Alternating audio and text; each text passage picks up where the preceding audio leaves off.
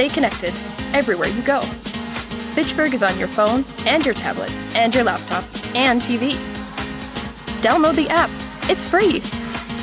Access Fitchburg. This is your city at your fingertips.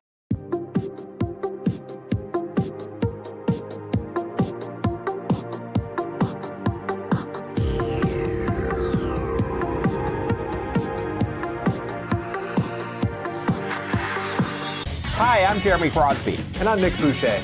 We're your hosts for the program that's all about your city, Talking Fitchburg. Every weekday, we pull together the news, events, and information you need to stay on top of what's happening in the city of Fitchburg. Find Talking Fitchburg on cable TV, Roku, Amazon Fire, Apple TV, and our live stream on the web. Plus, you can find all our headlines and stories on Facebook, YouTube, and our video on demand service. This is your city. Keep up with Talking Fitchburg and the issues affecting you and your neighbors.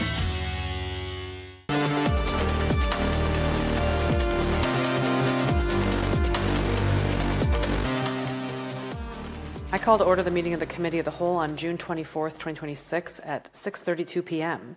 First item of business is the Pledge of Allegiance. Please stand.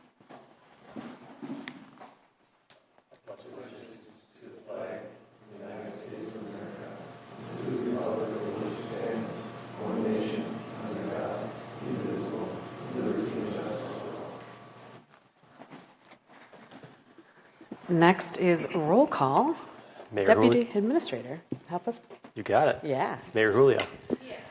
Alderperson Dantzler. Here. Alderperson Gerhart. Here. Alderperson Herbst. Here. Alderperson Jetzer. Here. Alderperson Lattice. Here. Alderperson Lepler. Here. Alderperson Reekston. Here. And Alderperson Maldonado is delayed, I presume.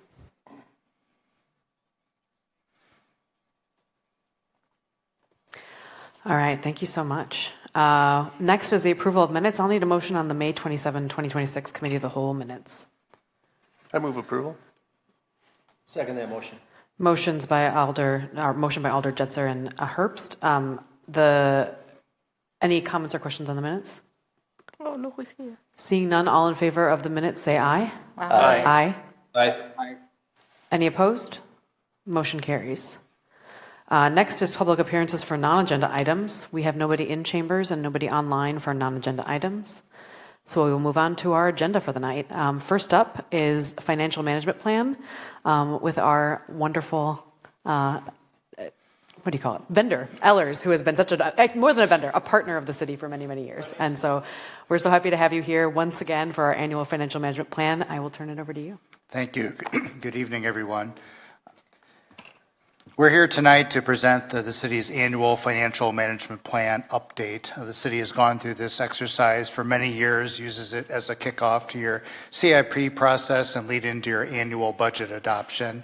Really, the primary purpose of the financial management plan is to provide a multi-year forecast of all your levy-supported funds, which includes your primary operating budgets for your day-to-day services, as well as your capital improvement plan needs and debt service that funds facilities and other capital investments like infrastructure. So what we look at is kind of how your tax rate and tax levy is trending over a multi-year period, taking into account both operational and capital needs. And then we also take a look at levy limits compliance to determine if there are any levy limit gaps that might need to be addressed during the planning period. So this is really intended as a tool to help use for the city to guide future budgetary decisions as you go through your annual budget process. Long-term financial planning is a recommended best practice for local units of government. The Government Finance Officers Association is one of the entities that provides best practices and recommendations on financial matters, and they recommend that you have a multi-year forecast for your primary government operations and capital funds for a period of at least 5 years. So this is a good, well-recognized practice for communities to follow. The city has several financial policy guidelines that have been documented and written and established for several years. And during this presentation, we're going to touch on several of these policy parameters and how the plan is in compliance with these policy parameters. So first is the general fund balance. It's very common for communities to have a fund balance policy.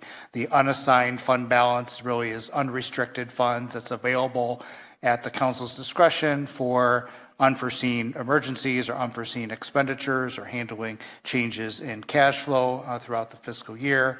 And the city's fund balance policy is that your unassigned fund balance will be at least 15 to 25% of general fund annual revenues. Fund balance is also a key credit rating metric that Moody's looks at. The city enjoys a AAA rating with Moody's, and certainly your fund balance and strong liquidity has been a long-standing credit strength of the city.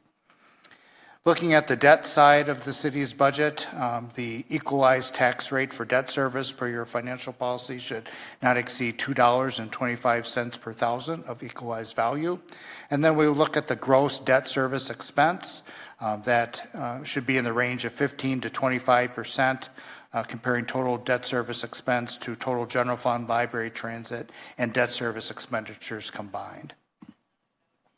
Some of your other financial policy guidelines: general obligation debt outstanding, not exceed 3% of total equalized value or not utilize more than 60% of your available borrowing capacity.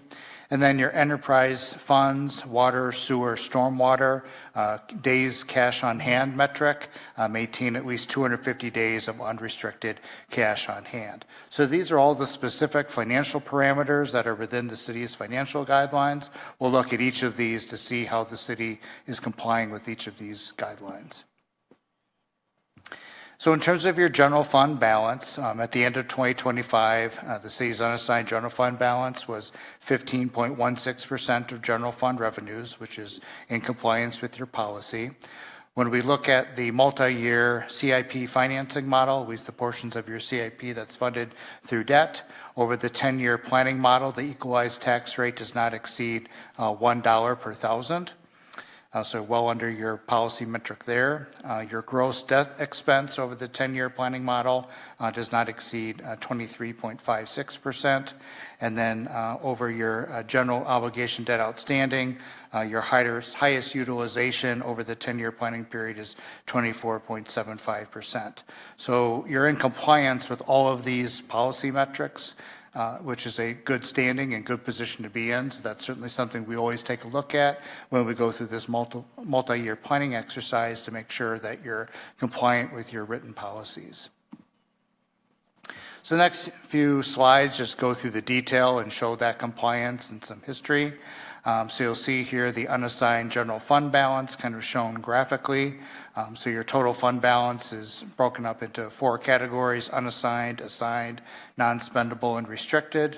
The unassigned is really the primary component of your financial policy.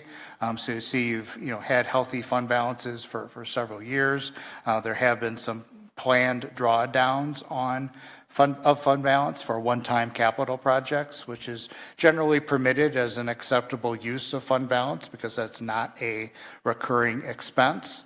What you don't want to get in the habit of doing, which the city does not do, is use fund balance for day-to-day ongoing service expenses, because these are really kind of savings funds that if you use them for expenditures that are going to be incurred routinely, that's really not a sustainable funding strategy. But the city has really only used fund balance for planned capital projects.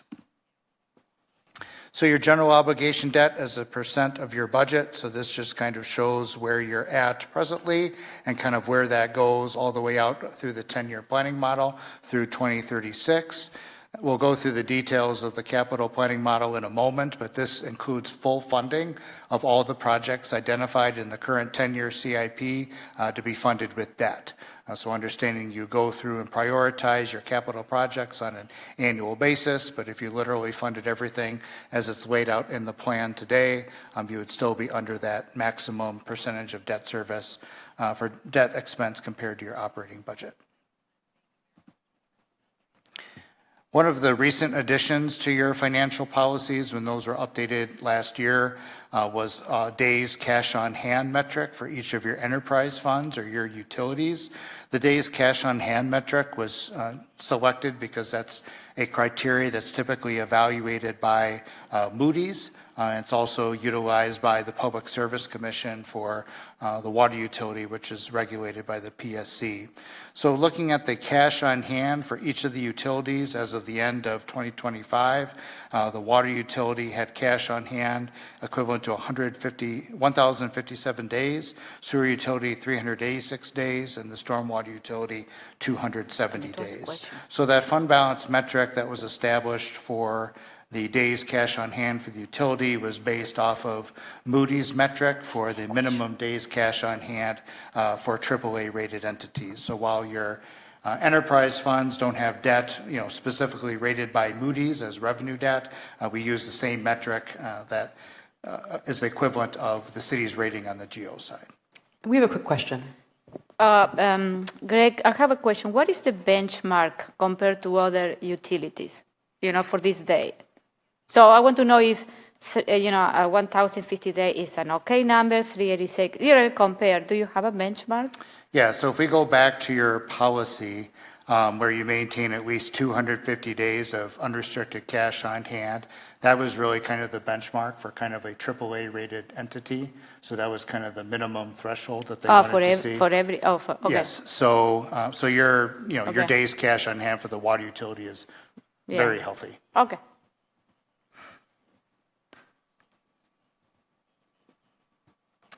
Next, when we get into the tax rate projections included in the model over the next 10 years, that's really based off of the valuation of the city. So when we do tax rate projections, we look at the TID-out values because that's really what your levy is spread across. You don't include the tax incremental value when you look at your operating and debt service tax rates.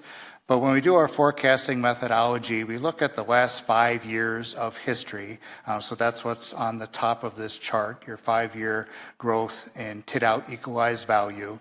And that's broken down by economic change, new construction, and then the other category is annual adjustments, and prior to personal property being exempted included personal property value. Then when we forecast that value going forward, we look at your 5-year history, and then we discount that by 50%. So over the last couple of years, you've seen growth ranging from about 24% annually to 7.35% annually. So what we're forecasting is about 7.68% growth in your total equalized value for your TID-out value. So this is a methodology that we've used pretty consistently over the years. We certainly can make adjustments if valuation growth starts to tailor off for some reason, but that's the methodology that we've incorporated into this model that we've used consistently over the years. We got a question. Oh, I'm sorry.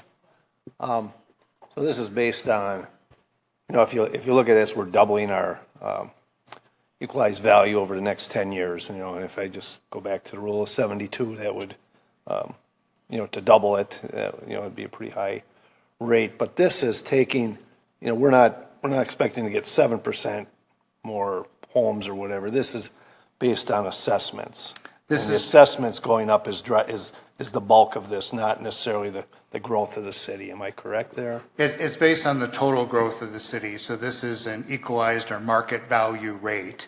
So it's the value of all taxable property within the city outside of your tax incremental districts and the incremental value within those districts. So it's all commercial property, residential property, industrial property within the city that's outside of your TID district. So it's all growth.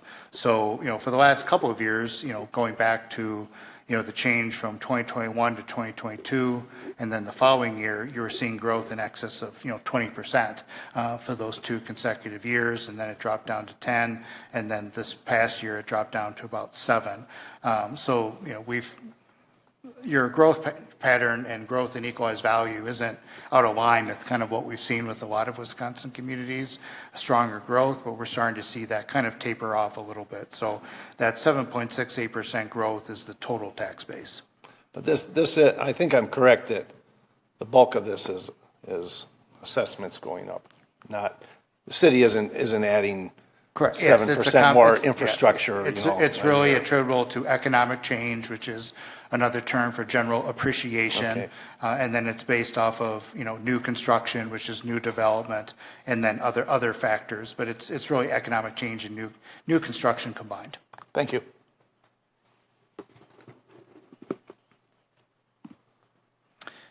Next, we'll start with the operating side of the budget. So your general fund, your primary operational fund. We use a conservative forecasting methodology that we work on in conjunction with finance staff. And really your economic and changes in your operating budget on the revenue side are fairly consistent with what we see for Wisconsin communities. Your non-levy revenue sources, your intergovernmental aids, your public charges for services, generally don't fluctuate substantially year over year. Most of those non-levy revenue sources we hold at kind of current levels.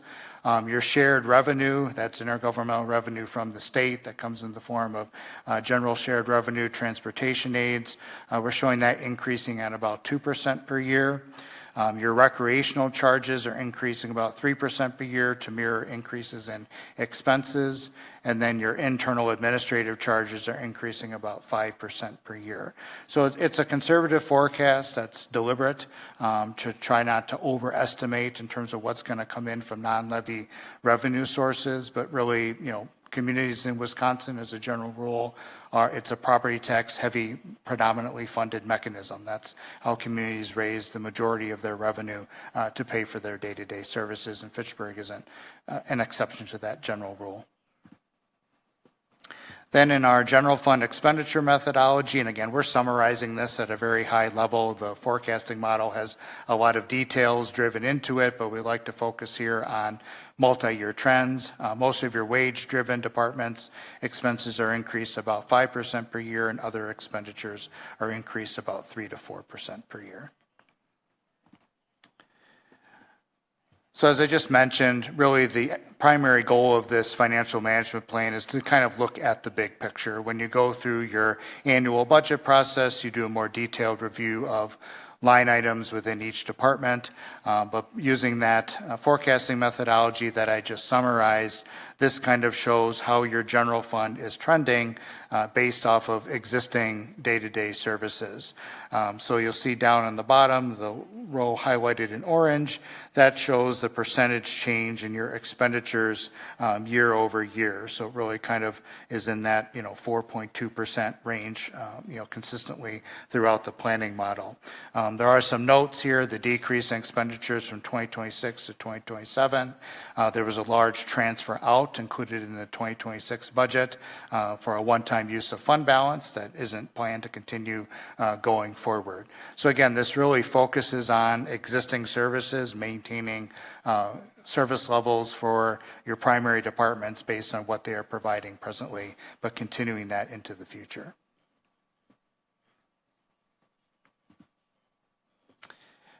Another one of your levy-supported funds is the library fund, which has its own property tax levy and its own fund that tracks revenues and expenditures for library operations. So this model really illustrates that the annual increase in expenditures is tied to anticipated net new construction, which we'll talk about in a few moments as the driving factor behind levy limits. But as we see, kind of expenditures are projected to outpace that allowable levy increase and projected deficit by 2030.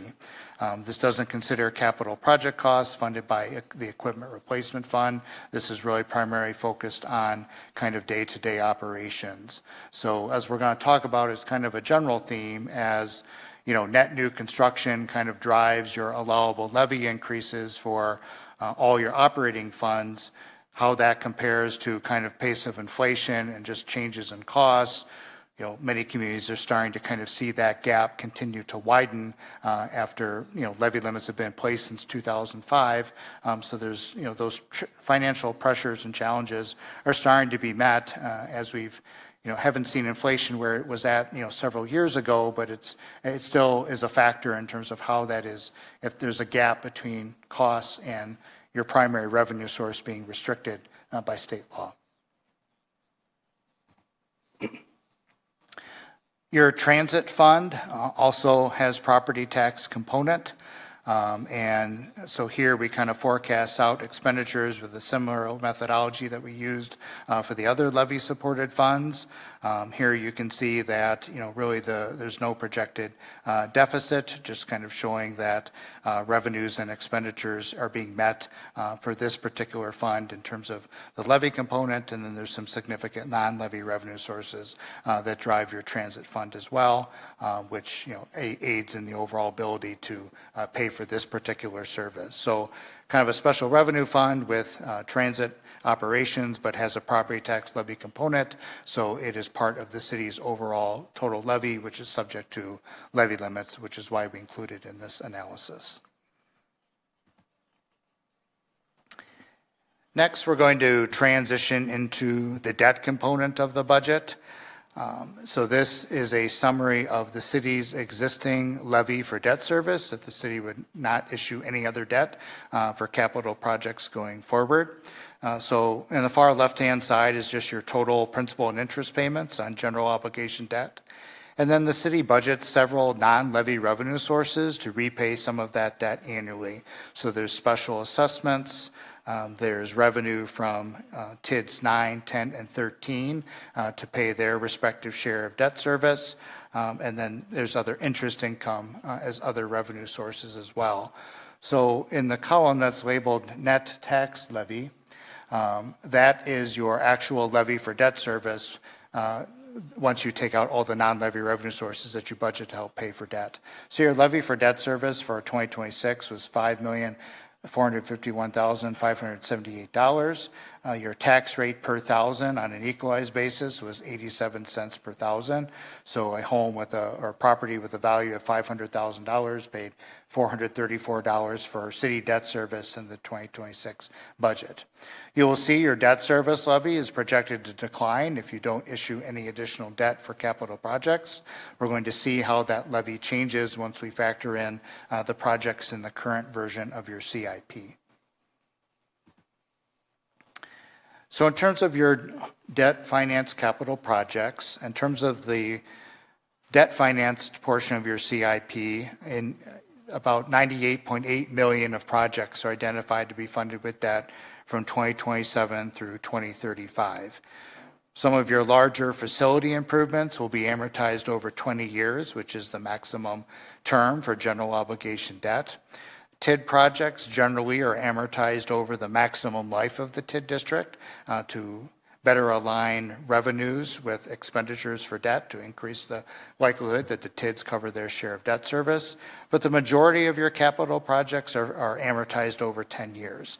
So that provides for more rapid amortization and paying off that debt and reducing interest expense to taxpayers.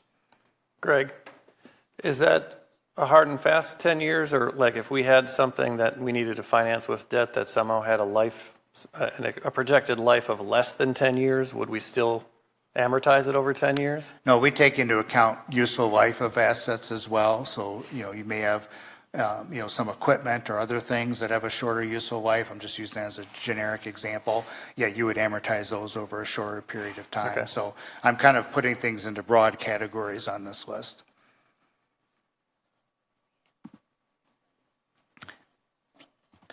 So the next several tables are really just a summary of your CIP document. So your CIP document has several breakdowns of all your capital project costs. One of them is a chart and detailed listing that shows capital projects funded by revenue source. And so the revenue source here is general obligation debt.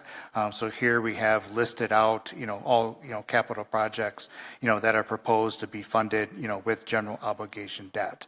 So you'll see the project listed on the far left-hand side. The project ID ties back to your CIP management system. Issue, repayment, and term just shows the year the project's being financed, what the repayment source is for the debt, the amortization term, and then shows the detailed project cost. So this is all, again, taken right out of your capital improvement plan and just summarized to arrive at our totals in terms of what is funded. So Everything on here is funded with debt, with the exception of the TID-17 projects, which would anticipate those to be funded with cash if development anticipated within that district over the next 2 years materializes as anticipated. With phasing of projects in TID-17, should be in strong position to pay cash for eligible projects. So we took the TID-17 projects out of the debt profile. You'll see some of these debt projects are tied back to some non-levy revenue sources, TID districts, for example, and then there's also some projects related to the water utility and assessments for sewer projects. So those projects, the debt service pertaining to those particular projects would be repaid by either water, sewer assessments, or TID district revenues in that instance.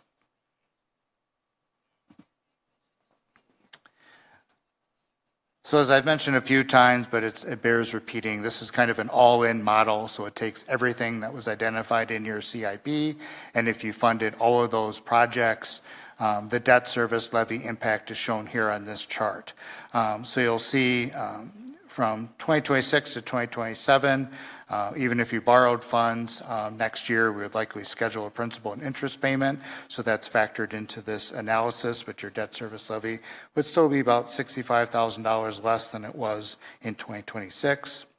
And then we structured the debt service payments deliberately so the levy change per year is a consistent dollar amount year over year. So that's in this model about $850,000 per year.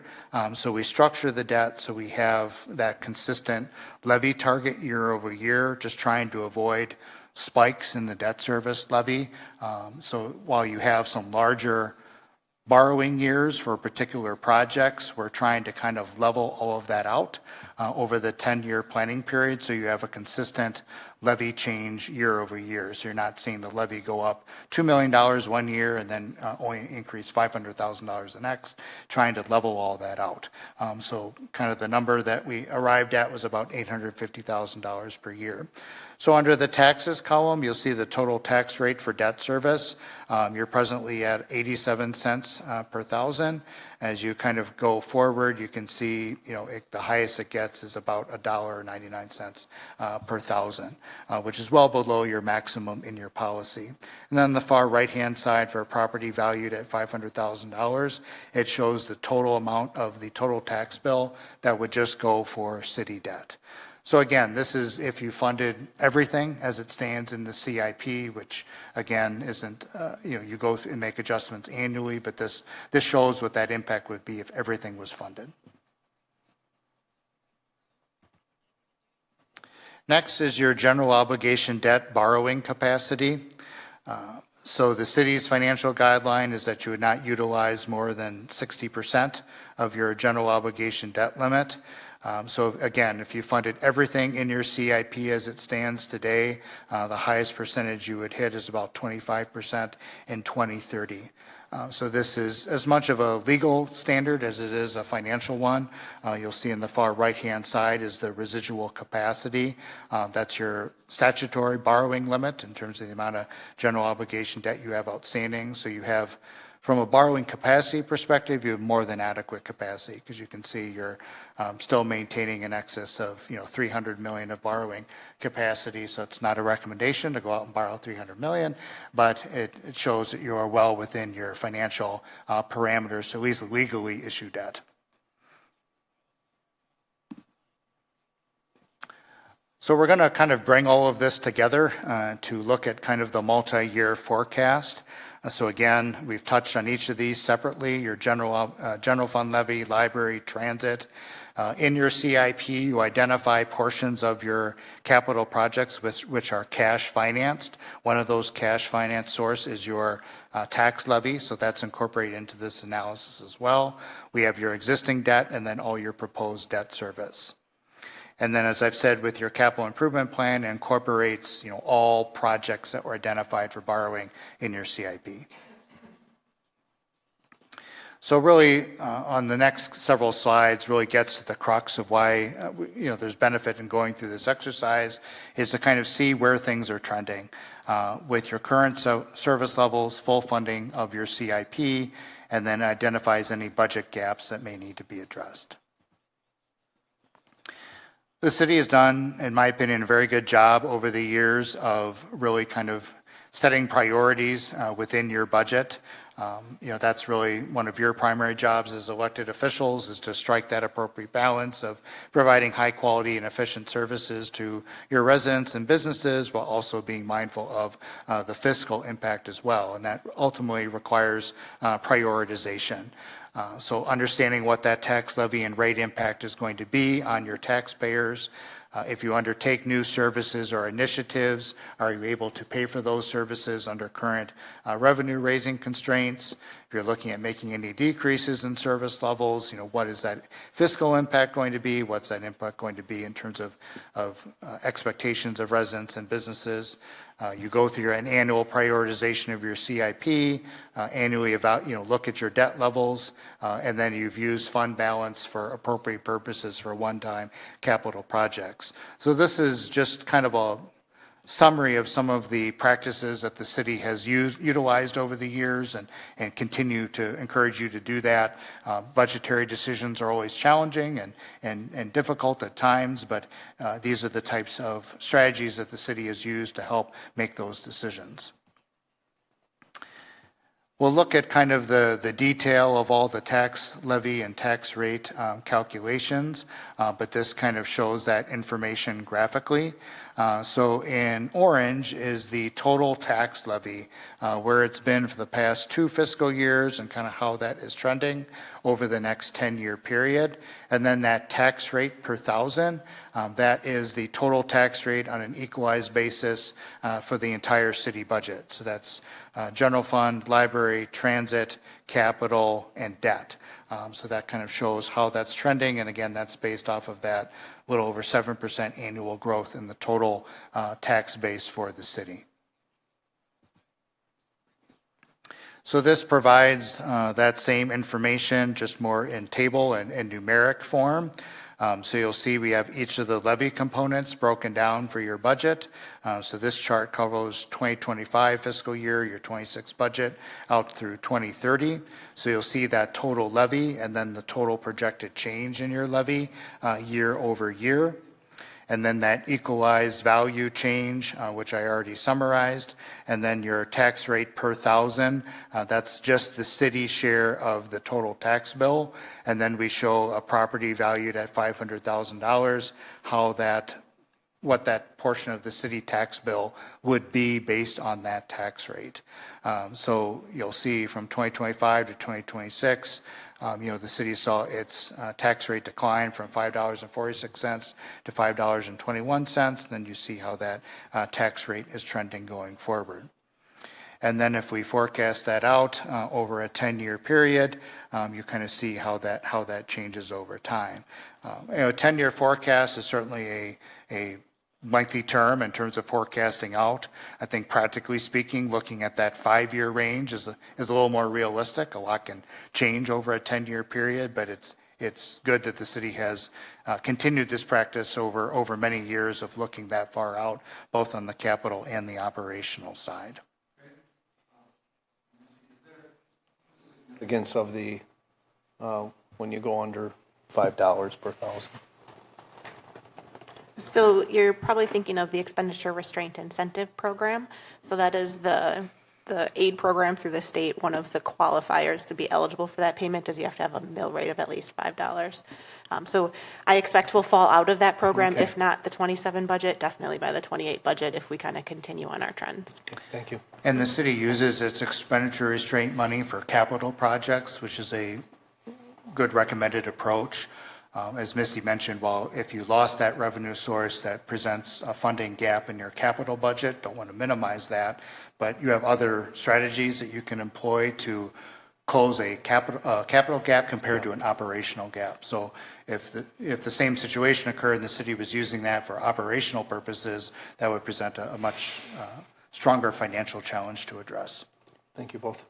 Are we going to see any sort of projected total dollar amount for what we might see for ERIP for each of those years? I saw, we're looking at 5.01 mill rate. Is it worth it to even pursue ERIP at that point? I think it never hurts to pursue it, but honestly, we're going to be out of the program well before then. So, And I'll say our payment a couple of years ago was $650,000. For this coming year, I'm expected to be about $250,000. And then again, I think it'll be gone within the next year or two. So it's the other nice thing about the program is it does kind of tailor you off as opposed to having a big $650,000 hit all in one year. And it's an annual program that you qualify for, so if you're below 1 year and over at the next, but as Misty just alluded to, the amount of revenue you receive also is dependent on the number of communities that qualify year over year, because if several communities go out of compliance and then go back in, that can reduce your share of revenue. Which I'll add just anecdotally. So I was at a session that Department of Revenue presented at the other day, and they said a third of the communities that participated in ERIP last year are not eligible this coming year. So it's a common problem for everyone as the values of homes are going up so much faster than what levy limits allow revenue to go up.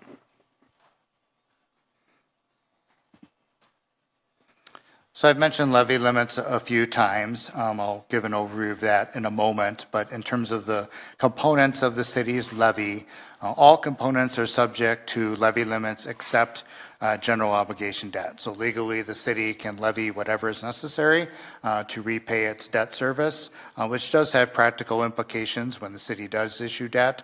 General obligation debt is viewed as a very secure form of debt for investors purchasing the city's debt obligations because it is backed by that irrepealable tax levy pledge. I'm assuming capital that we borrow the money for. What's the difference between that and the GO debt here? So capital is items that you're levying for and essentially paying cash. Okay. So you're not borrowing. So that's probably, in my opinion, been one of the unintended consequences of levy limits over the years. You'll get no argument from me if you can save up enough cash to pay for everything and not issue debt. That's a great financial outcome, but levy limits restrict the ability to do that because whatever you levy to pay cash is subject to that same overall levy limit based on net new construction. Thank you.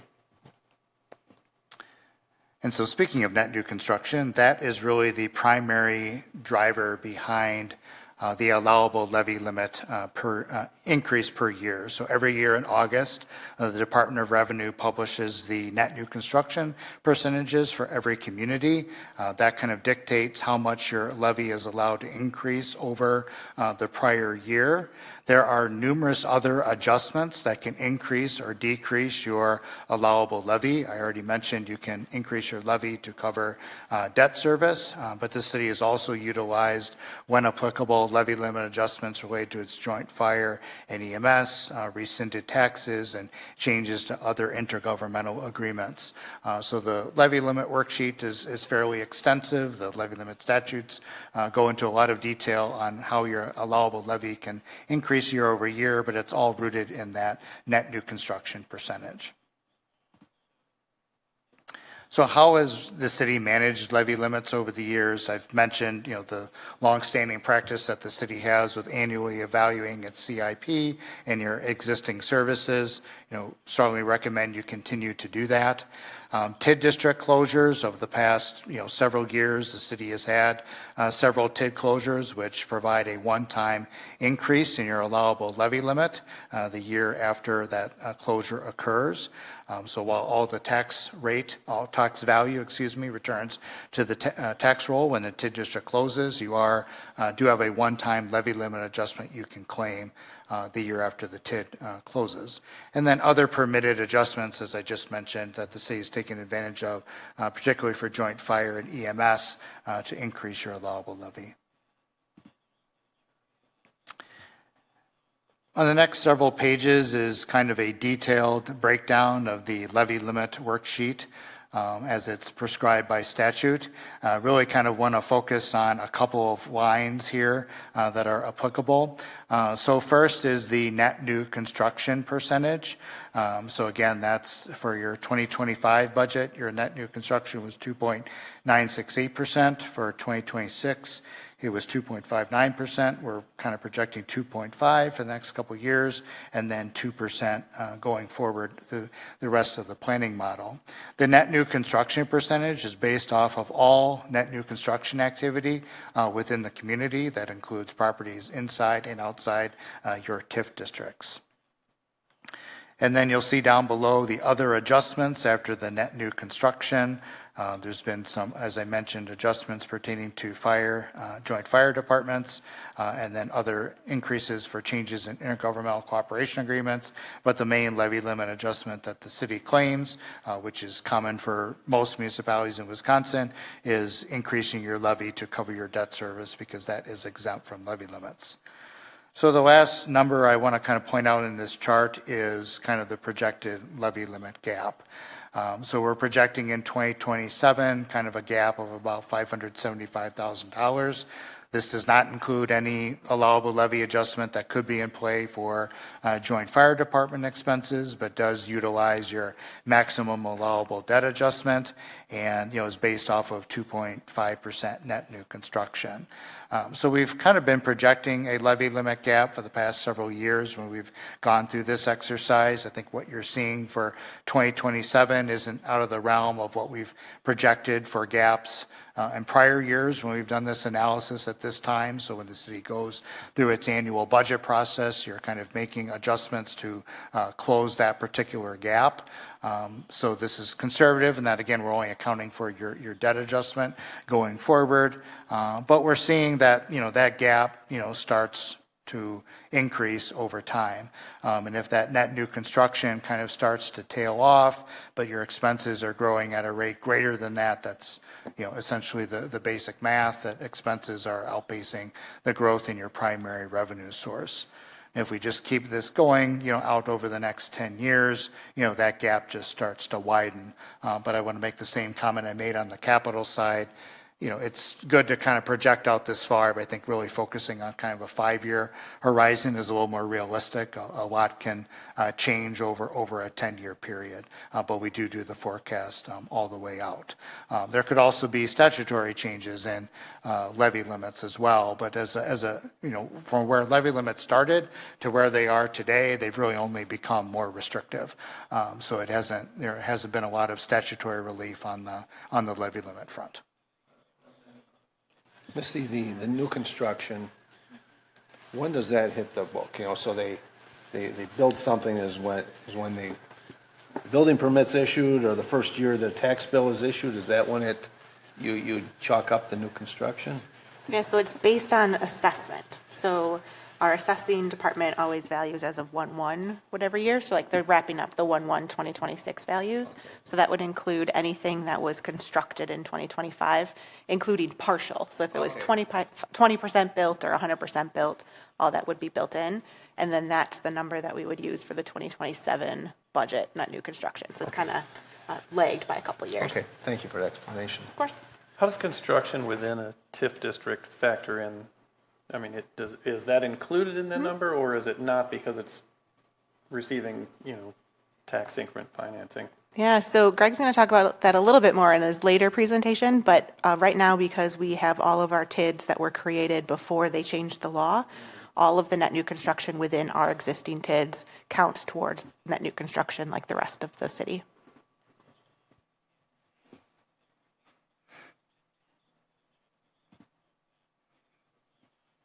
So just looking at that multi-year forecast, just some summary statistics. So your average annual levy increase from 2027 through 2036 is 5.78%. There's a larger increase in 2028, which is really driven by larger capital financing in that particular year. 36 million of capital projects identified in 2027. That hits, debt service in 2028. And then your policy guidelines and your levy limits. As I've mentioned in the onset, you're in compliance with all of your financial guidelines, but levy limit gaps, persist going forward. That's kind of the overview of the multi-year plan. I'm happy to take any questions at this point in time or anything you wanted me to elaborate on further. Questions from the council? Bill? You're projecting that this coming budget is going to have a $570,000 deficit?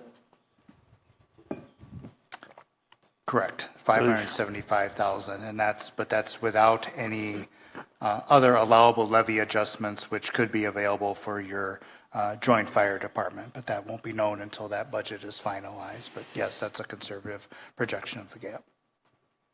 And I would just add that it is conservative. So we're talking really high level, 30,000 foot view at this point, the 5% kind of across the board, 3% across the board.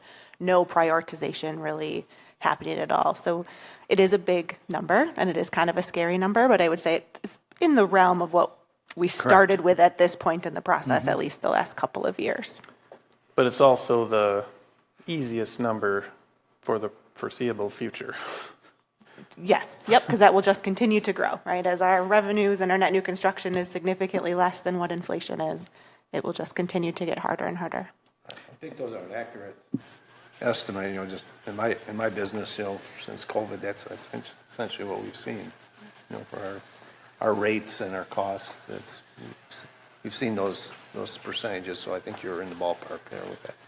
And I think that's why, and I make this statement really in many communities, but it's becoming increasingly difficult for communities to expand existing services under the levy limit context, because a lot of communities are starting to see fiscal pressures just based off of their existing service levels, and to really provide a sustainable revenue source for any service expansion requires, often referendum discussions, which is why you've seen an uptick in that over the years, is because that's really the primary revenue source that's available to fund day-to-day services.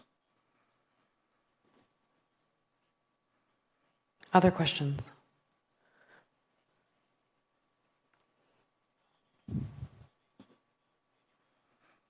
Seeing none, I think, thank you so much for that great presentation, Greg. The presentation is up on the city website already, is that correct?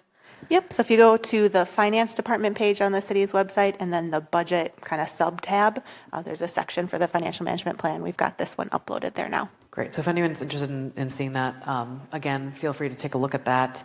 But we're going to keep you on the docket, as you know, for our next agenda item, which is in two parts. First is an overview of tax increment districts, and then also an overview of residential tax increment districts, which are new as of last year, thanks to state legislation. And take it away. Great. Yeah, so I'm just going to provide kind of a high-level overview of tax incremental financing and how the tool is utilized in Wisconsin. Tax incremental financing is the predominant economic development tool that municipalities have at their disposal to help promote economic development or redevelopment within a particular area. There's presently about 1,400 active TID districts throughout the state. There really isn't a comparable funding mechanism to help promote economic development, which is one of the reasons why TIF is so heavily utilized. If you compare Wisconsin to other states in the upper Midwest in terms of economic development tools that are available, our toolbox has a lot less in it compared to other Midwestern states. TIF is used nationally. 49 states have it. Arizona is the only state that does not permit TIF. So I'm going to use some terminology and just want to kind of lay the foundation and groundwork for that. So TIF is tax incremental financing. That is the tool as it is prescribed in statutes and how it is utilized to promote economic development. Where TIF gets utilized is in a tax incremental district. So that refers to a specific geographic location within the community of where the district is located and where the development or redevelopment is targeted. So you'll hear TIF and TID used interchangeably. We're generally referring to the same tool. Let's just do some basic understanding of how a tax incremental finance district works. So when you create a tax incremental finance district, all the properties have an existing taxable value at the time the district is created. So if you have a TID that consists of 5 parcels, then the total valuation of those parcels is $5 million. That $5 million is referred to as the base value of the TID district. All the taxing jurisdictions, the city, the county, the school district, the technical college, all continue to collect their share of tax revenue on that existing property value. As that value increases over the base, That increase is called the incremental value, and that is the value that the city captures taxes on within its TIF district to help pay for expenditures within that defined geographic area. And so once a TID district generates enough revenue to pay back all of its costs, or it reaches the end of its maximum life, all that value returns to the tax rolls and all the taxing jurisdictions benefit. So that base value kind of stays the same. Increase in value is called the incremental value. It's the share of taxes on that increase in value that funds the TIF district. Yes? During that time, the expenses, you still have to plow the streets and fire and police. How does that factor in? I assume the rest of the ratepayers are the residents in the city take up that charge during that time. Am I correct? Yes, as you see that increase in value, though, over time, as we mentioned, net new construction. So if there's increased value within the TID district, and that is reflected in your net new construction, which allows you to adjust your levy to help pay for some of those expenses. But that levy is not going towards the full tax base.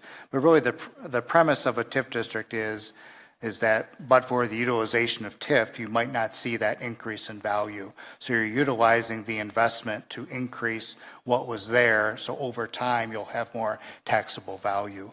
Because really what a TIF district is at its core, it's a partnership between the city and all the other taxing jurisdictions. Because the city, county, school district, technical college, when a TID district is created, they are agreeing to forego their share of revenue on that increase in value above what was there before when the TID was established, under the expectation that as time occurs, that value increases. In the long run, that district is going to close, and all the taxing jurisdictions, see that benefit.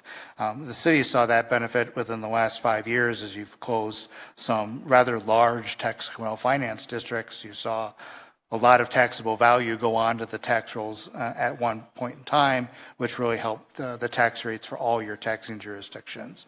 So, while the city is the primary entity that manages the TIF district and prescribes how the funds are going to be spent, you can't use the tool without the support of your other taxing partners, taxing jurisdictions, to help promote that development.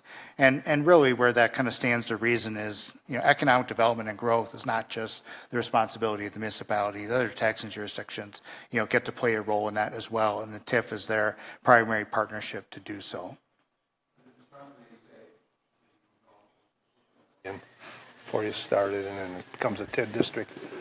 We don't collect the taxes on that initial $1 million during the TIDs, during the time that the TID is open. Yeah, my example earlier when I said if you create a TID with 5 parcels that has a value of $5 million at the time it was created, all taxing jurisdictions still get that share of that $5 million.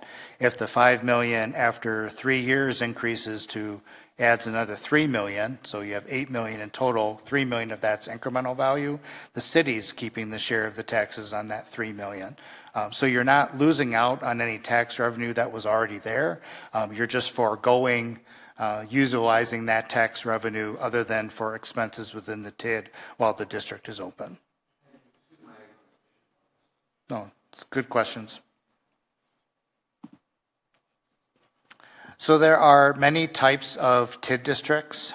We'll talk separately about the new residential TID law that's effective as of October 1 of this year. But the other common types of TID districts you'll see are mixed use, industrial, blighted, conservation, rehab, and environmental. Mixed use industrial TIDs have a maximum life of 20 years, whereas blight or rehabilitation districts have a maximum life of 27 years. Really, that stands to reason areas that need to kind of see redevelopment or rehabilitation, that typically takes a little longer to kind of bring to fruition. So an example of a rehabilitation TID district in Fitchburg is TID district number 10, which kind of covers the Fish Hatchery Road corridor. So as that corridor has gone through substantial revitalization of the last several years, that can take longer, and redevelopment's generally a little harder to accomplish than greenfield development. That's an example of a TID that has a maximum life of 27 years. There's various land use tests that have to be satisfied for each type of TID districts that are kind of listed here on the chart. And then for newly platted residential development, that can only be accomplished in a mixed-use TIF district. Under the current statutory guidelines, we'll talk about the new residential TID separately, but that's limited to 35% of the total area. So the city has utilized rehabilitation, industrial, and mixed-use TIDs over the years, kind of depending on the development or redevelopment objectives within the defined area. So when you create a TIF district, there's several statutory criteria that have to be satisfied. First is the boundary of the TID district must be contiguous. So you can cross over a road to kind of get from one parcel to another, but you just can't skip a bunch of parcels and go from one side of town to the other. You have to have a contiguous boundary. Also, all the property within a TID district must be within the corporate limits of the municipality. And then there's a valuation limit, which kind of limits how much value you can generate within a TIF district before you're what we call TIF'd out. So when you create or amend a TIF district, the incremental value of all the TID districts cannot exceed 12% of the city's total equalized value. So the city just amended TID district number 17, so we're estimating that the city would be a little over 6% of incremental value and base value of the amendment area for TID 17. So that's where you're at on the 12% test. So once you're over that incremental value test, it likely means you've had very successful TIF districts, but it just also means you cannot create new districts unless you subtract territory or close districts to get under that 12% limit. So this is essentially a statutory limitation that prevents you from putting your entire community in a TID district. I don't know why you would do that anyways, but legally you can't. The statutes give communities broad flexibility to pay for project costs, infrastructure improvements, water, sewer, streets, stormwater, property acquisition, or incentives to lower the cost of property acquisition. You can have professional services costs, engineering, things of that nature. You can provide development incentives or grants. Remediate challenging sites, poor soil conditions or other site challenges. You can use it to pay for broader utility projects, but have to have the pro-rational share to a particular TIF district. And then you can also incorporate projects within a half-mile radius of a TIF district boundary, as long as there is a quantifiable benefit to the TID or proportional benefit to the TID. So, you have a lot of, flexibility in terms of how you utilize project costs in a TID. And as you've heard me say before, when you create or amend a TIF district, just because you put it in the project plan does not commit you to expending the funds. Anytime you have a TID district and its project plan, it identifies what's a TID eligible expense, but you make those decisions as you incur the expenditures and execute development agreements. So prohibited project costs, constructing or expanding municipal buildings. You can't use TIF to pay for that. If you have a utility project that really has no benefit to the TID district, it would normally be paid by utility fees. It still has to be paid by utility fees. You can charge some general governmental expenditures to the TID district, but it has to be, defendable. Even though the city has staff that focuses on economic development, you're not using TIDs to exclusively cover that cost because they're, likely doing other things. And also, once the TID district closes and that revenue goes away, you have to figure out how to pay for that expenditure. And then there is actually a prohibition on expending TID dollars on newly platted residential development unless it's in a mixed-use TID district. How you pay for TID expenditures, the city has used both of these approaches, and you can use both approaches on the same project or within the same TID district. So first, the city, pays for infrastructure. So when Fish Hatchery Road was reconstructed, several years ago, a portion of that was assigned to TID district number 10. The city issued debt at the time it was constructing those projects and is using tax increment revenue from that TID district to pay for a portion of the debt service for Fish Hatchery Road. What the city has used for the majority of its development agreements is what's called a pay-as-you-go approach, where you enter into a development agreement and you agree to take the tax revenue generated from a specific development and repay that back to a developer based on a defined percentage of their increment up to a capped cost. And how that helps the city manage risk is that if the developer doesn't generate enough tax revenue over the specified period of time to repay their full development incentive, the city is under no obligation to repay that shortfall. So that's a strategy that the city has used in the majority of its TIF districts. It really helps manage risk and protect taxpayers and put the onus on the developer to generate enough tax revenue to cover their incentive. All TID districts have an expenditure period that ends 5 years before the end of its maximum life.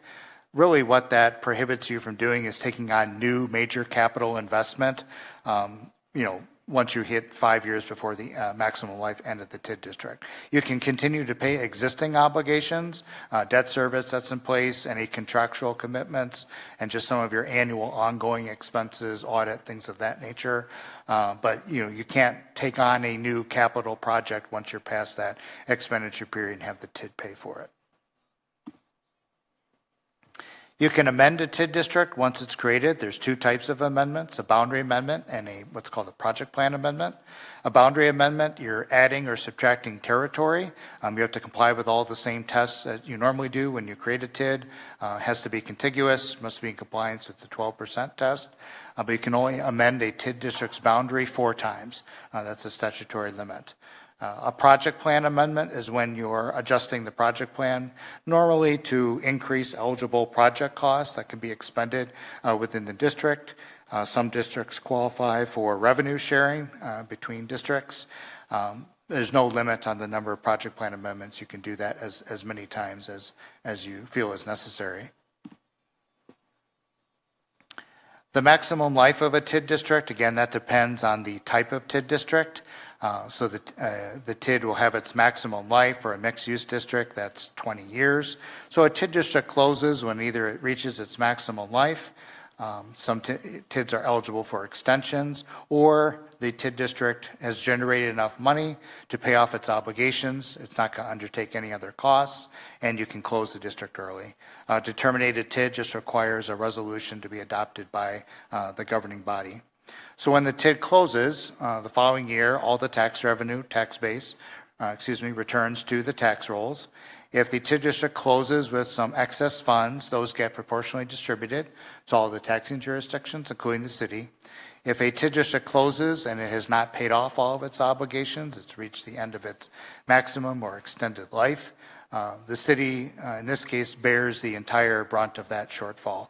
You don't get to go back to the other taxing jurisdictions and ask them to make up that difference. That risk is not shared. It's borne exclusively by the municipality. I've mentioned extensions. I really kind of focus on the 3-year and the 1-year extension because the 4-year really isn't applicable to any of your TIDs anymore. So the 3-year extension for all TIDs created after October 1st of 2024. For any TID eligible to collect increment, there's a 3-year standard extension, and then you can also do a separate 3-year extension for technical college if that qualifies as well. And then you can do extensions for affordable housing. I'm going to talk about that more in the next topic. So when you create a TIF district, one of the main findings that needs to be met is what's called the but-for test. And the city has had a long-established process of going through analysis to make sure developers demonstrate, that this but-for test is being established. Just because your property is located in a TIF district does not entitle you to get tax incremental finance district revenue. That's a common misperception. You have to prove that TIF assistance is necessary. So who makes that determination?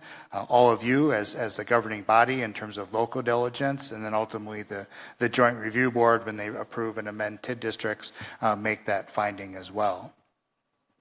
The city has had a long-standing approach of requiring developers to go through what's called a developer pro forma review. We do that analysis on behalf of the city. requires the developer to essentially submit a very similar financial pro forma that they would provide to one of their lenders, identifies all their costs and their revenue streams to pay for their projects. And then we look at the various investment returns to see if the project is attracting a reasonable rate of return for the project to move forward and secure investors, and how TIF assistance is impacting that rate of return. So it kind of quantifies the but-for test that you're not over-enriching a project and providing more than is necessary. The city also uses approach of really focusing in on extraordinary costs, particularly for some of your redevelopment site, if there's poor soil conditions or retaining walls or other types of fill that needs to be brought in that can be an impediment to development. Those are good costs to associate to TIF assistance. And then in other instances, there can just, probably the easiest way to satisfy the but-for test is just a complete lack of public infrastructure. And if that's an impediment to development moving forward, if an area can't develop, a primary expenditure for TIF is public infrastructure costs. So that can be whether the city pays for that or the developer pays for it and gets reimbursed through an incentive. So just our perspectives at Ellers in terms of what are challenges that developers are kind of facing in the market, just kind of rising construction costs in general, interest rate fluctuations that changes as market conditions change, and just loan underwriting to secure private capital for projects. Market rents, not keeping up with construction and operating costs increases. So a host of economic factors that developers are trying to address to bring projects to fruition. On the municipal side, as a general rule, we've seen TID tax rates decline pretty steadily over the past several years, and that's really a function of levy limits. As valuation increases have been much higher, as we saw in your valuation history, a couple of years ago, you're seeing your values go up 20% per year. That value is going up, but your levy increases are capped under levy limits. As much as people like to talk about fractions, I'm going to talk about fractions. So if you take a numerator and then you have a denominator, the numerator is not going up as much, the denominator is increasing at a higher rate. That drives your tax rate down, because your TID tax rate is your levy divided by your TID out equalized value. So it's a function of one increasing faster than the other. So all that can require, additional looks for TIF assistance and can potentially extend the payback periods for TIF districts. I think you've seen a lot of these factors in Fitchburg. I think what you've experienced at a high level is very comparable to what we're seeing really throughout the state in terms of trying to get development to come to fruition. I'm going to touch on levy limit considerations a little bit in terms of some law changes that kind of went into place. So as I mentioned when we talked about levy limits, your net new construction percentage annually includes any increases in your incremental value. So every August you get your TIF, your net new construction percentage. That's really value of improvements added less improvements removed equals your net new construction. That's the math behind that particular percentage. So all of the city's current TID districts were created before October 1st of 2024. So you're seeing that net new construction and growth in your TID districts annually in your allowable levy increase. So for TIDs created after October 1st of 2024, and the city again has no TID districts that fall into this category, but I'm mentioning this because in the future, if the city, is evaluating new TIF districts for a particular area or possibly adding territory to an existing TID district, there's a lot of factors that go into that decision. This could be one of them, is that for TIDs created after October 1st, 2024, instead of getting 100% of the net new construction within a TID impacting your net new construction, that levy limit increase for TID growth will be based only on 90% of new construction. So where demolition occurs on a project, removes improvements, won't reduce the adjustment, providing some benefit for redevelopment projects. But essentially, you're going to capture less percentage increase in your allowable levy for TID construction for any new TIDs that you may create going forward. So I think for him, I have the same question. Yeah, is it still appropriate to call it net new construction if demolition is removed from that calculation? So it'll still be, so for levy limit purposes, it's still going to be called net new construction, broadly speaking. For purposes of how the TIF is factored into that calculation, it's going to be 90% of new construction. So the TID component of that is only going to be new construction. Your overall net new construction will still be the percentage that your allowable levy is based off of. So both terms are going to be applicable, but it's how the TID factors into that net new construction is going to be different. So I forgot about this change. What was obviously it doesn't affect us at this point in time, but it would in the future if we ever open a new TID. What was the rationale behind this change? Do you have any idea? Like why would they do that? Because we still incur the costs of the increased development. Why would we not? and levy limits are already so restrictive. This seems wild. I mean, I can speak anecdotally if that's okay. Yeah. I think there's a certain group of people that think that TID is being abused, and so they wanted to make it less favorable, is my personal opinion. Okay, so it was meant I would to say be... we don't abuse TID. We use it all. Do everything we're supposed to. We do all the best practices, but I think there's some mistrust with other places. So it's meant to be punitive and likely. That's my view. I don't know. Yep. And then, is this true for the residential TID as well? Yes. Okay, thanks. So just to kind of illustrate the other impact of this change in terms of levy limits in TID districts. So there's the annual adjustment in your allowable levy, which is going to be less beneficial for new TIDs created going forward. But if that wasn't enough, there's also going to be changes to how the calculation occurs for levy limits when the TID district closes. So for all your existing TIDs, you'll operate under kind of the rules as they've existed for several years. So the year following a TID closure, you get a allowable percentage increase to your levy on the levy limit worksheet. And that percentage is determined by taking the incremental value of your TID district at the time of closure, dividing it by your total TID out equalized value of your community at the time of TID termination. So in this example on the screen, 50 million divided by 500 million is 3%. And then you cut that percentage in half by 50%. So on your levy limit worksheet in this scenario, your allowable levy would be able to increase 1.5%. So this isn't changing for any of your existing TID districts because they're all created before October 1st, 2024. And again, this is the allowable levy limit adjustment that you get one time when the TID is terminated. And I assume that makes it less favorable to the municipalities in terms of an adjustment? So the adjustment as it stands presently, there's this is my term, it kind of builds in some tax relief. So all the value goes back onto the tax rolls, but then you're restricted in terms of how much you can increase your levy the following year by this limitation. So in essence, you're going to get some tax relief the year following a TID closure. I have a question. If we want to expand or add more, amend our current TIDs, we are not subject to these rules. So we are fine there. Yes, Okay. this will only be applicable if you So create new. a new TID that new, doesn't okay. exist today. Okay.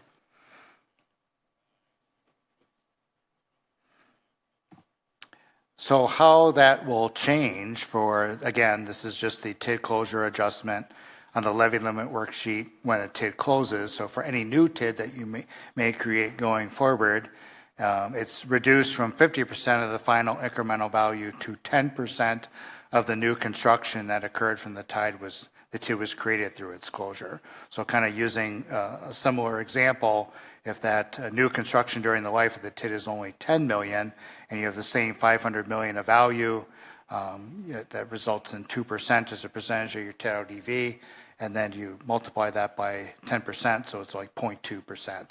So it's just a numerical example. Takeaway message for all of this is if you create a new TID district going forward, You're going to see less benefit on your annual net new construction increase than you've seen from your current TIDs already in place.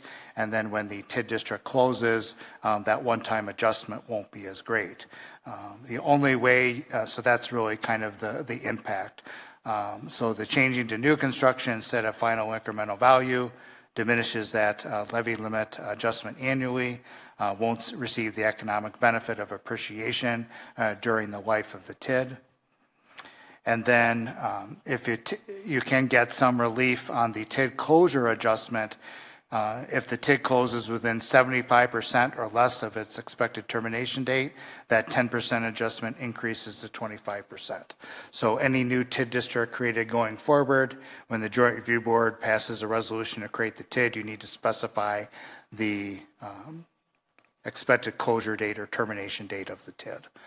So then if you set that at the maximum life of the TID, it closes within 75% or less of its expected termination date, you'll get a higher levy limit adjustment the year following the TID, for the TID closure. So I'm just bringing this up because I think setting aside just all the math, it just kind of provides a policy determination going forward of whether or not, if you're looking to create new TID districts, is it beneficial to create a new district, or is there benefit to amending a current TID district that are under the more favorable levy limit rules? That's kind of why I wanted to bring this up. I have a question. Do you think that this is that we can, discuss this with our state representative to see if they can change this and put it back that it used to be? There was legislation that was drafted a couple of years ago that reversed all of these provisions. That did not, get passed by the legislature, but that legislation was proposed. Sure. I think the fact that it was drafted once at least shows that it exists. So it just have to be political support for it. Question on changing the boundaries of the TID. Mm-hmm. If there's a project within the district and, it's fully paid back, all of the financing, if we make an adjustment, can that property be subtracted out and get put back on the tax rolls? You can. So you can subtract territory from a TID district.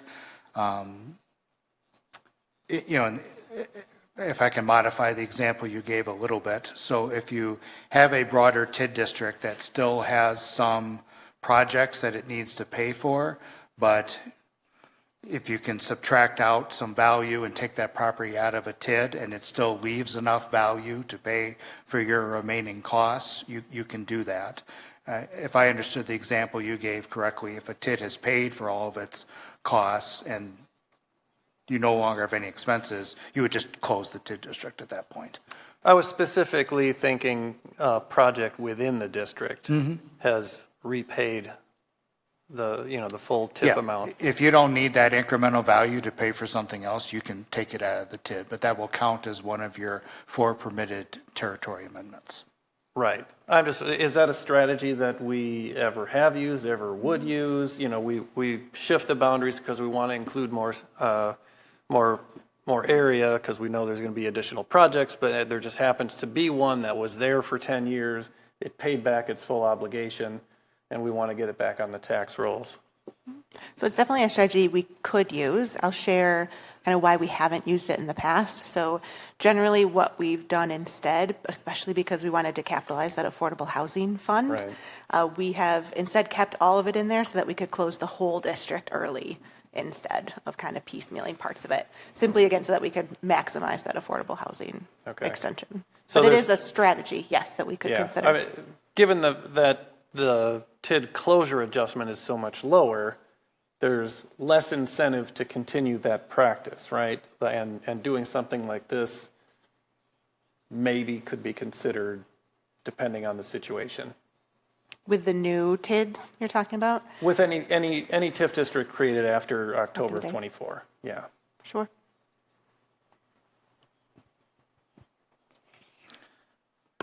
That covers the kind of TIF basics. The next part goes into the new residential TID, but if there are other questions, I'm happy to take those at this time. Other questions on TID generally? All right, let's move on to residential TIDs.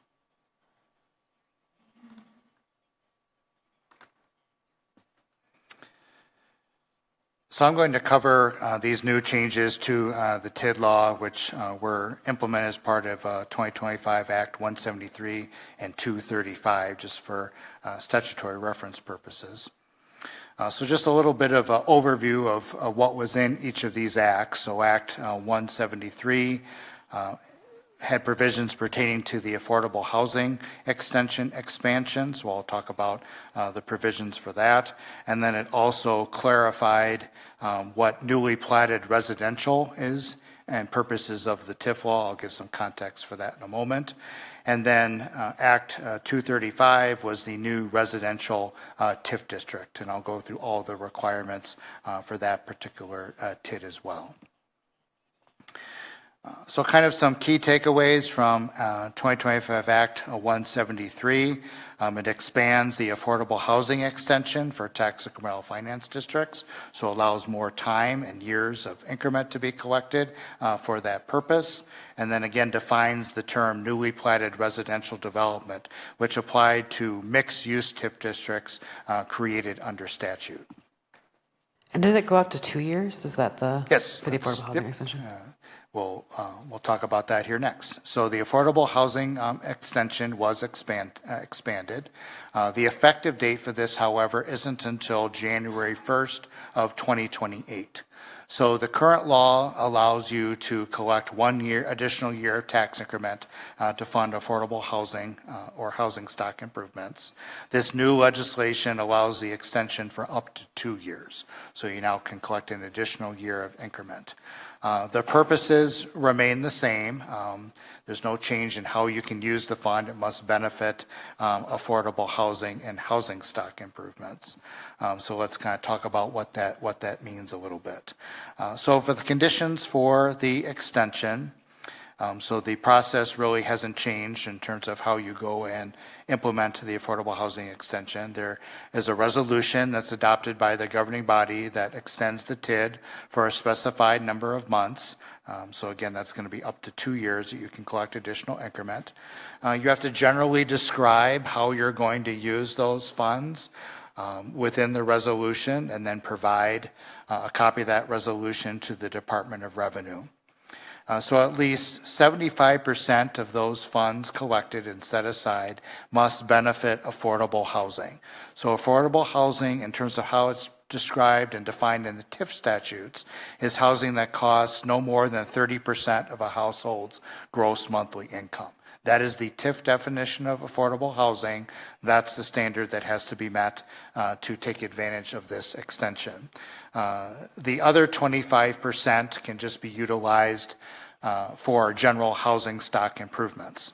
So there is no time limit of which how you expend these funds. You can retain them for as long as necessary. There's also no geographic limitation in terms of where those funds are spent. The TIF district is the mechanism that you're using to collect the revenue. You don't have to spend those monies within the TIF district that generate the revenue. You can collect it anywhere and spend it anywhere within the community. And then we recommend that those funds be set aside and designated in a separate fund so you can easily track how those expenditures are made. I have a question. How do the Wisconsin Department of Revenue track that we are using the fund correctly? Do we need to send an annual report? I don't know. How do they enforce that we are 75% are used to that? So at the moment, there's no formal report that you're required to make. Our recommendation is that you document how you arrived at that particular conclusion, that a project met that affordable housing definition. Because as with any public expenditure, if someone asks how those funds were spent, you have an ability to show how you reached that conclusion. So we still recommend that you have the appropriate documentation in place, even though you're not required to provide that to the Department of Revenue ongoing. The only thing I would add is that during our annual audit process, the city administrator and the finance director have to certify that we followed all of the rules. What do we typically do with the remaining 25%? Are there any strings attached, or can that be spent anywhere? So it has to be, so it can be used for improving the general housing stock. So there are some of the projects that economic development's working on that has kind of an affordable component and basically non-affordable component, but we are tracking those all within that separate fund. Can you give an example? What are those? I don't remember specifically. Mike, maybe you want to help me out. Have we spent any of the general housing stock money yet? Like the efficiency navigator was the affordable side. The land banking was affordable. The uptown deferred loan was affordable. I don't think we've actually spent any of the other stuff yet, though I know in the 2026 budget, we did outline some of those big buckets. Some of those, I believe, were for that 25% bucket. I don't remember because I was involved in that. This is what I'm asking. So I can look it up. So it's in the budget. So we don't have a policy or anything that says the remaining 25% should also be spent like to benefit the residents of the affordable housing, just not directly toward housing or anything, you know. Oh, I know what it could be. It could be the emergency fund for the seniors. Unlikely, because that wouldn't improve stock. So I'm looking up the 2026 mayor's proposed budget, and that will have it in there. But to your question, there's no policy that we've developed. It's just through the budget process, as the council is outlining those priorities, that's when we will make sure, as we bring forward the parameters, that it qualifies for one bucket or the other. And then we will spend the affordable money first if it qualifies, because we could always spend the general money on affordable stuff. We just can't spend the affordable stuff on general. So we spend the more restrictive stuff first if it's eligible. I think we use some of that 25 to pay for the consultant for the housing plan, isn't it? Could be? I don't know. Possibly. Yeah. So the takeaway here is the rules are unchanged. You just can collect it an additional year's worth of tax increment to fund the program, so which should be beneficial to help address housing challenges. So another provision in this act was to really address a term called newly platted residential development. So this pertains to mixed-use TIF districts. And mixed-use TIF districts had a limitation on the amount of newly platted residential development. They could not exceed 35% of the gross area of the TID district. And mixed-use TID districts have been permitted since about 2005. That's how long the newly platted residential term has been in effect. However, the statutes never defined what newly platted residential development was. So this law and act kind of provides some clarity. So residential development on a parcel that was not previously been the site of a permanent structure, other than structures used solely for agricultural purposes, those are properties that kind of meet the standard of newly platted residential development. So what this does, it helps distinguish between development on previously undeveloped land from redevelopment. But it still excludes some development sites with no prior structures. So parking lots, dump sites, and storage yards are some examples. So some further refinement of this definition may be beneficial, but the main distinction here is it started making a more deliberate characterization between a true redevelopment project and land that was undeveloped. So for redevelopment projects, that's beneficial clarity. So if there was previously some commercial development, single story, and it's demolished and replaced with a new vertical mixed use, how does that fit in? Because it's, is that section of land considered both part of the commercial and part of the residential then? It wouldn't be considered newly platted residential because there was a structure previously on the site. In terms of how it's characterized, in terms of the broader mixed-use classifications, you would, proportionally identify, if you have a structure with retail on the bottom, apartments on top, you would kind of, you prorate the portion of that site that was residential and commercial. But it wouldn't be newly platted because there was a structure there previously. So it wouldn't be subject to that 35% limitation in a mixed-use TID. Okay. So next, we're going to talk about the new district type, the Residential Tax Incremental District, the RTID. So what is it? This is a new TID that's designed for newly platted residential development. It is not subject to that 35% limitation within mixed-use TID districts, but it's really intended to support a more dense form of housing and workforce-style housing. So again, it's really to focus on particular types of housing that isn't subject to a limitation on the amount that you can have within that particular district, as long as it meets the statutory criteria. And there's lots of statutory criteria for this particular type of TID. So We got a question. yes. Logan, go ahead and jump in if you. Sure, thanks. Just wanted to circle back to the 35% for newly platted. Does that apply to our existing tax increment districts as well then? So is this only for new ones moving forward, or is this for districts that have already existed? It applies to any of your existing mixed-use TIF districts. So those have the limitation on the 35%. So for your other TID districts, like your rehabilitation TID districts, there's not a limit on that newly platted residential development.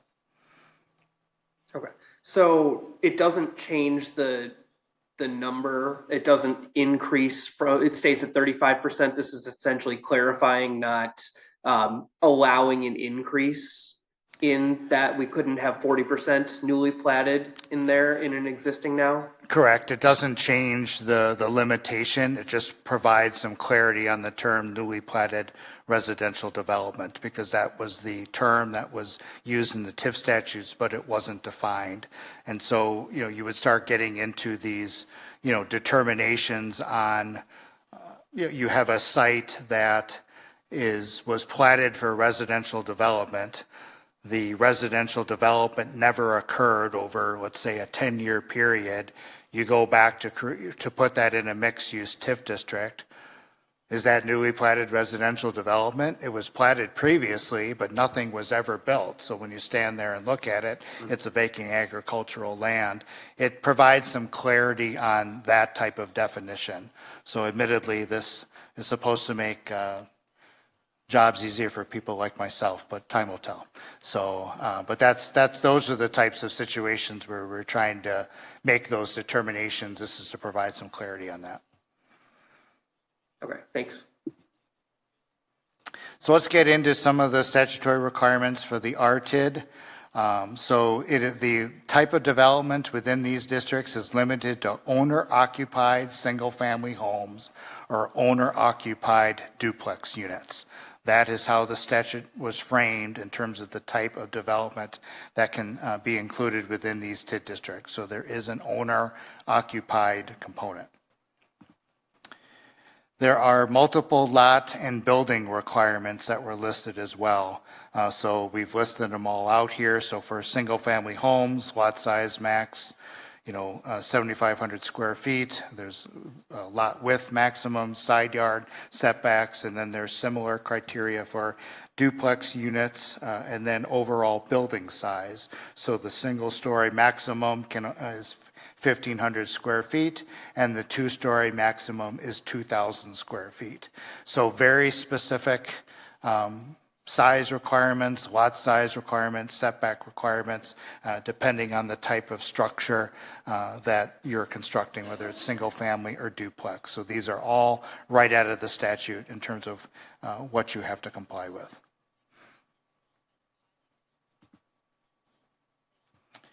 So in terms of some of the other particulars, this type of TID district has a maximum life of 20 years, which is similar to a mixed use or an industrial TID district. I had mentioned that 12% valuation test. This is excluded from that test specifically. Instead, it's subject to its own 3% valuation test. So there's still a valuation test, but it's just different than the other TID districts that are in place. District types, excuse me. So eligible and ineligible project costs. So what's eligible is any infrastructure construction or improvement for that residential development, financing costs, professional services costs, administrative costs, and organizational costs. What's probably a little more illustrative is what's ineligible. Developer land acquisition. So you cannot factor in a developer's cost of acquiring the land and using a TIF district, a residential TID, to help, a land write-down or land acquisition. Any on-site grading costs are excluded. The costs related to the home construction itself is excluded, and then you can't have development incentives covering any of these costs. So there's some, very fixed restrictions in terms of what's an eligible cost and just as notably what is an ineligible cost. Some other limitations, stormwater projects, you can always use TID to pay for it if it's serving the entire residential development. It's not eligible when you're only serving maybe some specific individual lots within the development. And then some financing limitations, no municipal borrowing is allowed. So costs have to be financed by the developer up front, or cash as revenue is generated in the TID district over time. So what this practically means is it's really going to trigger pay-as-you-go development incentives, which the city has used in many of its TIF districts, but you can't borrow to pay for the infrastructure to facilitate development in this residential TID. It has to have that pay-go component factored in, or you can build up enough cash, but that's usually a challenging proposition, especially if you're talking about some significant infrastructure costs. So when you establish a residential TID, either by resolution or ordinance, you have to establish the maximum development related fees that will be charged in the residential TID and architectural and construction requirements for the development. So not only do you have the building size and lot restrictions, you also have to specify any fees charged and the architectural and construction requirements by ordinance or resolution to be eligible to create this particular TIF district. Type of district. Like a school district fee or fire district fee, or what would, these things that we've been implementing. Would it include the fees, like the area-wide fees that we're putting on some of these, like say, if we had a police district fee or a water district or school district, impact fees is what?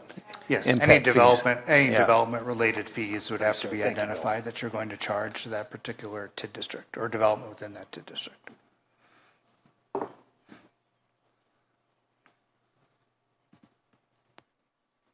So just in terms of some of the other criteria to create this TID district, if you create a residential TID, it can be amended to increase costs, but only within the first 10 years of its maximum life. After 10 years, if you want to increase the project cost, it requires unanimous approval of the Joint Review Board. Residential TIDs cannot donate increment to any other existing TID districts. They cannot receive increment from any donor TID districts, but they are eligible for a standard 3-year extension to its maximum life. So just some other unique provisions related to the implementation or amendment of a residential TID. So some frequently asked questions, just kind of a bit of a disclaimer kind of before I go through this. This kind of represents Eller's thinking on this subject based on what we know today. As I mentioned, the effective date for this, is still a couple months out. And there's still guidance that may come forth from the Department of Revenue on some of these provisions. So this is our thinking as of today. Some of the questions, as long as no TIF assistance is provided, could a portion of the residential TID be developed as multifamily? Our opinion to that is no, because there's statutory language that only qualifying residential property can be included, which gets into kind of that owner-occupied situation.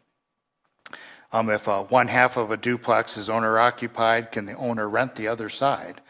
Again, the statutory language indicates all residential units must be owner-occupied. What if the owner-occupied home is subsequently sold as a rental property? In our opinion, it would be difficult for a municipality to monitor and ultimately enforce that if that happens. We've provided that feedback to the Department of Revenue just in terms of some considerations. So I think that's kind of to be determined. I mean, I think our general opinion is that if you create a residential TID, there needs to be documentation and the reasonable expectation that it'll all be owner occupied. Not encouraging people to, move away from that, but again, there's some practical constraints to monitoring that and the municipality's ability to enforce it. So again, can you create this now? Can you start creating a residential TID? The answer is yes, but anytime you create a TID district, the official creation date, even though it's not the last step in the process, is the date the governing body passes the resolution to create the TID. So that would need to occur after October 1st of 2026 or later. So you can certainly start the process right away, but just have to time out those approvals past that effective date of the resolution. Greg, so you specifically said within the RTID you can't have multifamily. I presume that also applies to any commercial then as well? Correct. Okay, so it's strictly single-family homes and duplexes owner-occupied within the boundaries of the TID. Yes, meeting all the setback, building size, everything else. Yes. Built-in car dependency. Greg, I want to understand the math behind this because we are building, suppose that we create this type of residential TID, we are building houses that are workforce housing. So, and suppose that the infrastructure costs $5 to $10 million. How we are creating the increment to pay that? It's going to take more than 20 years. You know what I mean? And so I am confused to understand if something is missing here because this type of houses, they are not going to create the increment to be able to finance the infrastructure cost. You know what I mean? So. Yeah, that math may not work depending on the particular circumstances. That if you have residential development that meets all those lot sizes, but if it's far extended from existing infrastructure and the cost to extend that infrastructure is really an extraordinary cost above and beyond a residential development that's adjacent to existing infrastructure and you're just stubbing in from a road, yeah, that may not work both in terms of time or just the valuation you may get from those types of properties may not justify the cost of the infrastructure investment. So yes, that's a scenario that I can envision. So, but to follow up on that, it's meant to be workforce housing and more dense, but they only limit that based on the lot size and the size of the home. It's not actually limited in terms of the price of the home or who it's being sold to. But I mean, they're not saying that the home has to be within a certain value or be affordable to someone that's making no more than 60% AMI. There's no requirements like that. So you could have a mixed income neighborhood. They would be more modest in size, but like. Use financing. Yeah, well, 1,500, or a mixed income neighborhood where you have truly affordable homes and then slightly more expensive homes. I mean, they're limited because 1,500 square feet max is not going to be $1 million home, but you could have a mixed income neighborhood still. Yeah, I don't know. The math is not there. So just some final thoughts on these provisions. So again, the affordable housing extension from 1 to 2 years. generally positive. I mean, just allows more opportunity to generate a funding source from that going forward. The newly platted residential development, again, does provide some clarity and distinguishes, previously undeveloped land from redevelopment projects. And then the new residential TID law, as we've been discussing, tight eligibility requirements, limitations on what you can use the TID to pay for, and then just some other restrictions and limitations. So with the residential TID, I mean, it's new, so I think we expect we'll start kind of seeing some practical examples of this going forward. But there are, we want to kind of lay out the specific requirements in terms of, what type of housing can be built, because again, with the owner-occupied criteria and the lot sizes and building sizes, it's a specific type of housing project for sure. So there's just have to be aware of those types of criteria that's in place. The bigger problem in my mind seems to be the PAYGO model. If you cannot finance it up front, it's projects that we're talking about, like the Gorman project. If we can't issue a GO bond, you'd have to work with an organization that could take on the cost and then be willing to get paid back on the back end. And potentially the restriction on land costs as well. I mean, if there's some exorbitant land acquisition costs, that's a limitation as well. Build very expensive homes. Very expensive. Very small. Misty. Yeah, Greg, could you repeat for us, please? Are we allowed to incentivize city impact fees and building permits and all that stuff, or is that not an eligible incentive? So there are restrictions in the existing impact fee statutes in terms of, I don't know, it's not what you said, but like outright waiving of impact fees, but I mean in terms of incentives and things of that nature. I mean, you're required to kind of list out those particular costs, but I mean, I think that doesn't necessarily fall within some of the criteria of how you can expend funds at the end of the day. Logan. So it means that we cannot waive some of those fees? There's, whether you choose to waive the fees, it's the larger question is whether or not you can use the TID to reimburse that. So you may waive them, but as far as it being an eligible expense within the TID, that's where it becomes more problematic. Okay, like two different things. Okay, Right, yeah. So we can't waive impact fees, because that is a separate statute that talks about them needing to be dispersed. But we can waive other fees, like park fees and, all of that stuff. Park fees are impact fees, but Oh, building permit fees, I think, is maybe an example you're thinking of. Okay, but that one are the more, okay. Logan. Yeah, I'm just curious why the state law did not include other forms of owner-occupied housing and why it's limited solely to single-family and duplexes. If the goal is to help provide some workforce and more affordable units, I'm curious why there weren't options for townhouses or condos or anything like that, especially since there are market forces that make building those already a challenge.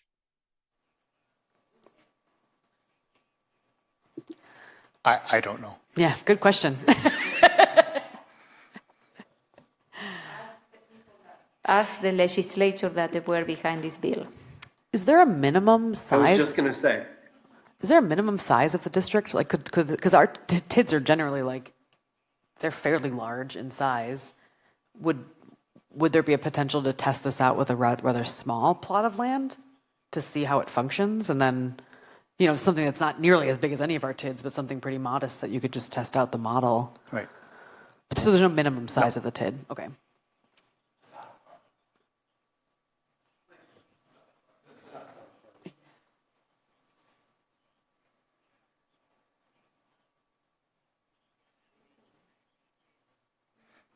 I have nothing further unless there's additional questions. I'm not seeing any more hands, so I think we can wrap this up. Thank you so much, Greg. That was wonderful. You're welcome. Thank you. Really appreciate your time.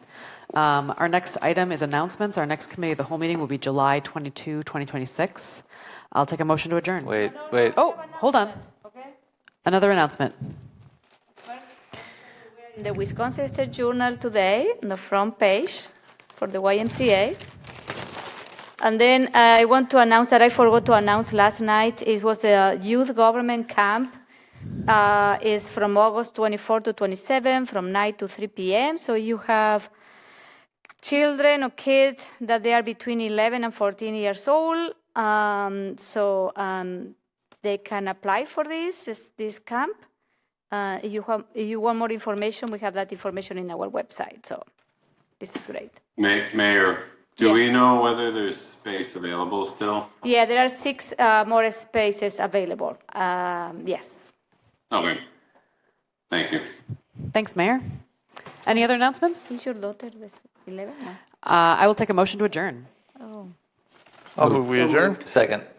Motion by Jetser and Lattice. Any, no, all in favor of adjournment, say aye. Aye. Aye. Aye. Aye. Any opposed? Motion carries. We are adjourned at 8:20 p.m. Thank you.